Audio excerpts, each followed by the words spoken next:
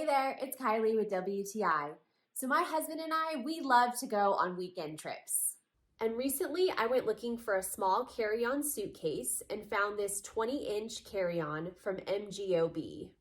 The first thing that really impressed me about this suitcase is the hard shell. It feels very durable and is made from 3 layers of material.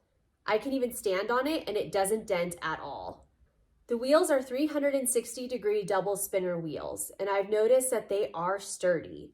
They function really well on a variety of surfaces.